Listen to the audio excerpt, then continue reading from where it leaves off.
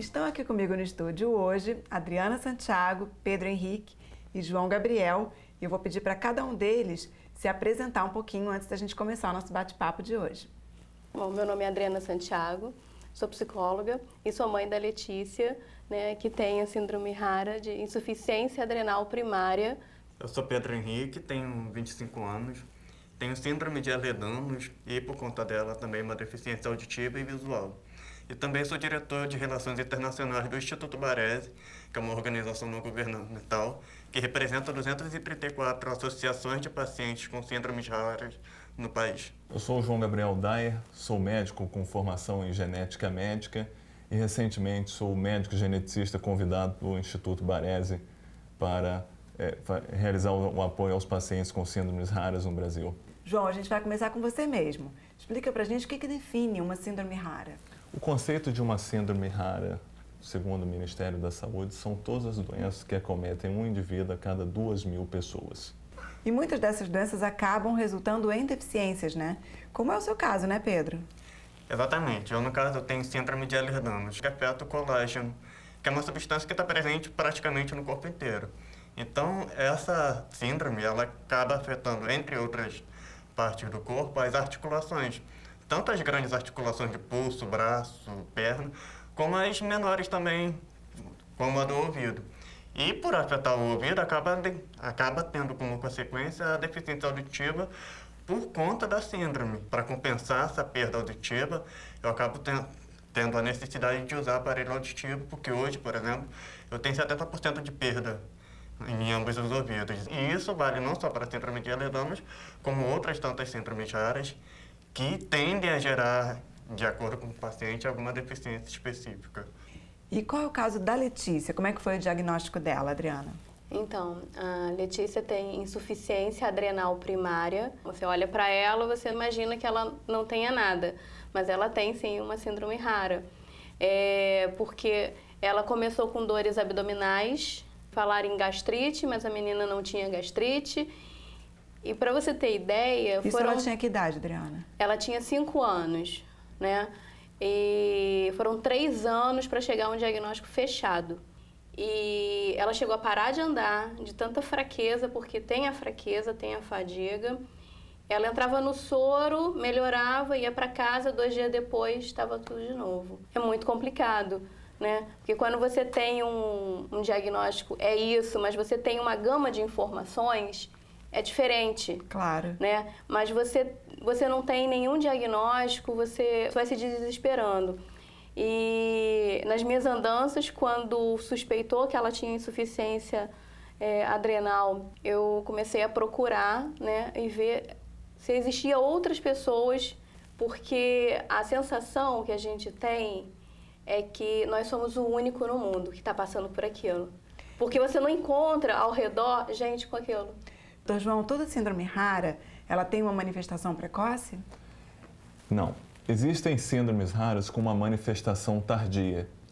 Essas síndromes muitas das vezes vão ser diagnosticadas quando a criança já passou da sua primeira infância, onde pode acontecer às vezes distúrbios motores, um distúrbio cognitivo mais perceptivo para um médico poder visualizar e encaminhar para um profissional mais especializado. Essa é até uma pergunta interessante, porque traz à tona um erro comum que é disseminado quando a gente está tratando do assunto de síndromes raras. Porque existe uma ideia, que é amplamente até compartilhada, de que toda síndrome rara é uma manifestação precoce, que a criança vai nascer e logo de cara eu vou perceber. Não é uma regra geral, como o próprio Dr. João falou. Você tem casos, que até corresponde à maior parte, que realmente você já percebe logo na primeira infância sinais de que há algum distúrbio ali por trás, mas grande parte também, apesar de não ser a maioria, mas é um grande número, você tem pessoas que só vão apresentar algum sinal já na idade adulta. E aí é onde entra a questão do diagnóstico errado, e que justamente por você tratar o sintoma, mas não tratar a raiz do sintoma, aquele problema acaba se desenvolvendo de uma forma que gera um quadro mais grave para aquele paciente. Mas como falta o conhecimento do contexto mesmo inicial, ele acaba não tendo nenhum acompanhamento médico para isso. Não chegou a ser o caso da Letícia. Não. Mas também poderia ter sido, né? Porque o diagnóstico foi difícil dela. Foi muito difícil.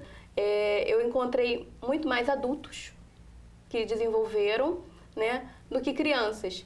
Crianças, eu conheço a minha filha e conheço mais um menino em São Paulo. Mas pode ser que esses adultos tenham sofrido bastante até saberem o que eles realmente tinham, né? Sim, com Lembrando que o caminho do diagnóstico é um caminho árduo, um caminho que às vezes demora 5 a 7 anos para ocorrer definitivamente um diagnóstico. certeza. Doutor João, e haveria alguma chance do pediatra, talvez, diagnosticar isso mais cedo? Quais sintomas que o pediatra precisa ficar atento para encaminhar essa pessoa, talvez para um estudo genético, para uma questão assim, para o diagnóstico ser mais cedo? Os sintomas e os sinais são os mais diversos possíveis. Geralmente, desde uma mancha cutânea um pouco mais hiperpigmentada, mais escura, até mesmo atrasos no marco de desenvolvimento. Então, o pediatra ele deve ficar atento às características de desenvolvimento dessa criança, por exemplo, o tamanho do perímetro cefálico. Isso tudo deve ser investigado juntamente com peso, estatura e marcos de desenvolvimento, como o sentar, o caminhar,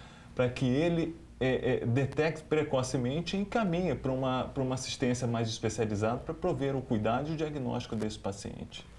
Ultimamente, tem se falado muito na triagem neonatal, que é o teste do pezinho ampliado, onde você consegue diagnosticar uma gama de síndromes raras através de uma única gota de sangue. E já logo ao nascer, né? Logo ao nascer. Que facilitaria. O teste do pezinho ele detecta 4 síndromes raras, mas existe a possibilidade de detectar um número muito maior do que isso. Pedro, o Instituto Baresi ele surgiu um pouco para contemplar essas famílias, essas pessoas que têm a síndrome rara. Fala um pouquinho do papel do Instituto. Então, o Instituto Baresi ele trabalha como um intermediador entre as associações e o Estado, propriamente dito. Então, a gente tenta, na medida do possível, servir de suporte, seja principalmente de informação ou jurídico, orientando na questão de direitos que o paciente, enquanto pessoa com doença rara ou pessoa com deficiência, possa ter. Então, a gente faz esse caminho, a gente intermedia essa relação entre pacientes, familiares e o Estado na questão do oferecimento do serviço de saúde. Então, hoje, o Instituto Baresi ele é o porta-voz de 234 associações espalhadas no país. Essas associações, cada uma tem um foco específico. Então, como são muitas associações, a gente acaba atuando como o catalisador das demandas que cada associação vai ter de acordo com o seu cenário particular, né? Mas vocês atendem também uma pessoa que não é de uma associação, mas que talvez desconfie, que tem um filho ou que tenha uma síndrome rara? Com certeza. Apesar da gente ter a representatividade dessas associações já estabelecidas, a gente também não fecha o nosso atendimento só para esse grupo. Dentro do Instituto Baresi, a gente tem a filosofia de que o melhor tratamento é a informação. Então, a nossa ideia é trabalhar de modo a divulgar para o público em geral informações sobre as síndromes, sobre tratamento, sobre meios de diagnóstico.